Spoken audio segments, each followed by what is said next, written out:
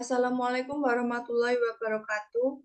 Kami dari kelompok Appraisal Cost akan mempresentasikan mengenai observasi manajemen mutu dengan anggota saya Putri Nawangwulan dengan NIM 20200410338. Saya Rindi Ayu Anggraini dengan NIM 20200410351. Saya Salsabila dengan NIM 20200410365.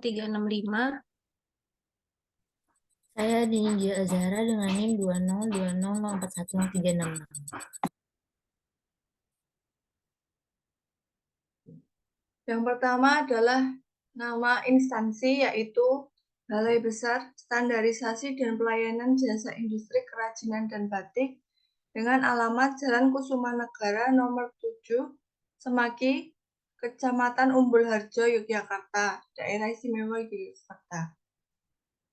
Bentuk badan usahanya adalah instansi, alamat webnya bbkb.kemenperin.go.id. Pemiliknya adalah Kementerian Perindustrian Republik Indonesia atau negara, bidang usahanya industri dan menghasilkan jasa.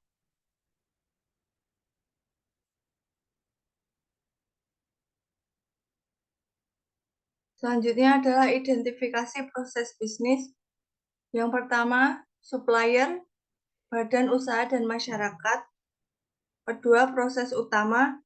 Instansi ini memiliki tugas melaksanakan kegiatan penelitian, pengembangan, kerjasama, standarisasi, pengujian, sertifikasi, kalibrasi, dan pengembangan kompetensi industri kerajinan dan yang ditetapkan oleh Kepala Badan Penelitian dan Pengembangan Industri. Yang ketiga, konsumennya adalah masyarakat. Sistem mutu dari instansi ini menggunakan ISO 9001-2015, mulai sertifikasinya 2018, masa berlaku 3 tahun, nama badan atau organisasi yang menilai atau mengakreditasi atau mengsertifikasi, yaitu B4T atau Badan Besar Barang Bahan dan Barang Teknik.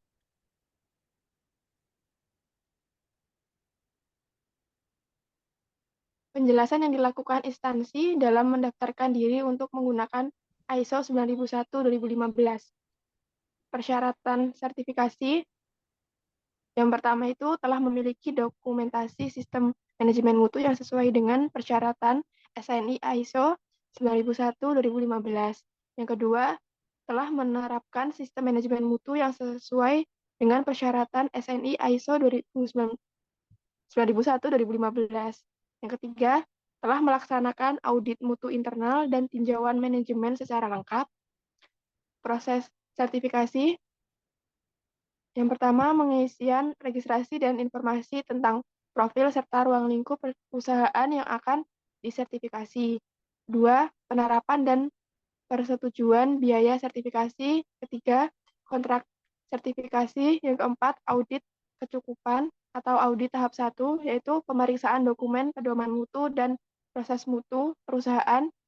Kelima, audit kesesuaian atau audit tahap 2 atau pemeriksaan lengkap kesesuaian dokumen sistem manajemen mutu dengan penerapannya di lapangan. Yang terakhir, pemberian sertifikasi setelah dinyatakan lulus yang berlaku 3 tahun. Prinsip PDCA Plan itu berada di klase 4.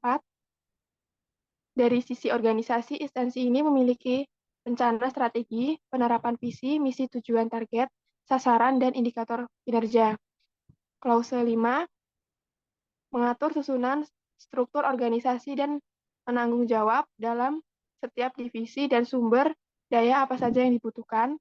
Klase 6 penerapan target selama 1 tahun ke depan. Target dalam instansi ini yaitu indeks kepuasan pelanggan harus memiliki nilai di atas 4.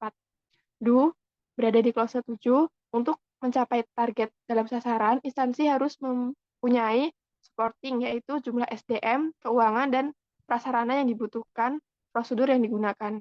Klase 8, pelayanan yang dilakukan instansi mulai dari pelanggan datang, keluhan dari pelanggan, dan kerusakan alat.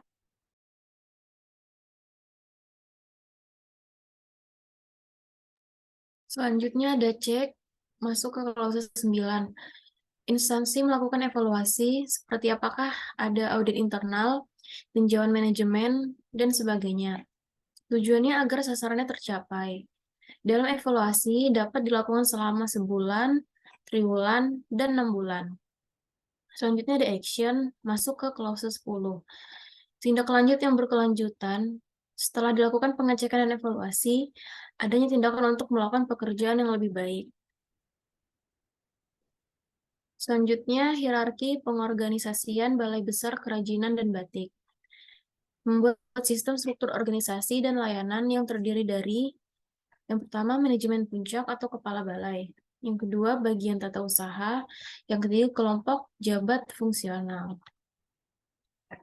Selanjutnya, tinjauan ulang manajemen yang dilakukan Balai Besar Kerajinan dan Batik dengan melakukan audit internal 1 tahun sekali untuk mengetahui apakah sistem tersebut sudah berjalan, apakah prosedur sudah terpenuhi, apakah peralatan sudah dirawat. Tinjauan manajemen untuk mengevaluasi ketercapaian dan hambatan, evaluasi triwulan, mengevaluasi secara spesifik mengenai anggaran dan output-nya.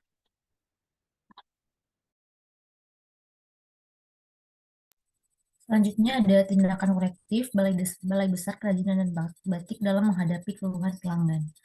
Yang pertama, pengaduan secara langsung akan dicatat dalam formulir keluhan oleh pengguna jasa. Yang kedua, kotak saran dicek oleh petugas UPP apabila ada pengaduan, selanjutnya dicatat dalam formulir keluhan oleh petugas.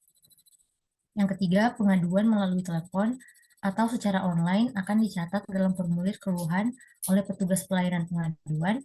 Yang keempat, dari semua pengaduan yang masuk melalui berbagai sarana yang sudah direkam dalam formulir pengaduan akan diperiksa oleh petugas UPP, selanjutnya dilaporkan kepada koordinator terkait dengan diketahui oleh koordinator humas dan kerjasama. Yang kelima, koordinator terkait menelaah pengaduan atau keluhan pengguna jasa dan mengambil tindakan perbaikan sesuai dengan pengaduan atau keluhan pengguna jasa atau mengagendakan untuk perbaikan, kemudian menyampaikan kepada petugas UPP. Dan yang terakhir, petugas UPP merekam tindak lanjut pada formulir tindak lanjut pengaduan atau keluhan dan melaporkannya kepada koordinator humas dan kerjasama.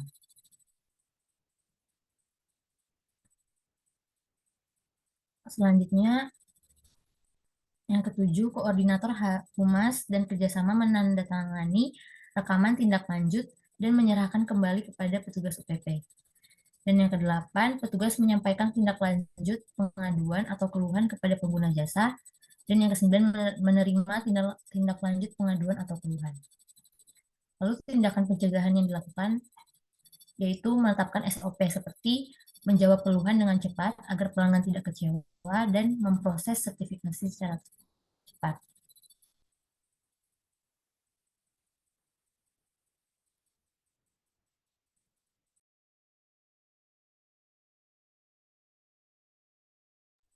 Selanjutnya, manfaat dan tantangan dalam penerapan sistem manajemen mutu.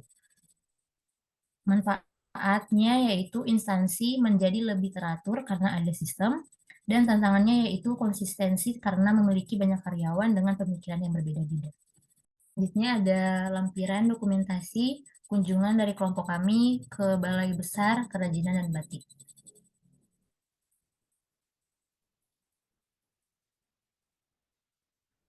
Lalu di sini ada sertifikat yang diterapkan oleh Balai Besar Kerajinan dan Batik, yaitu ISO tahun 2015.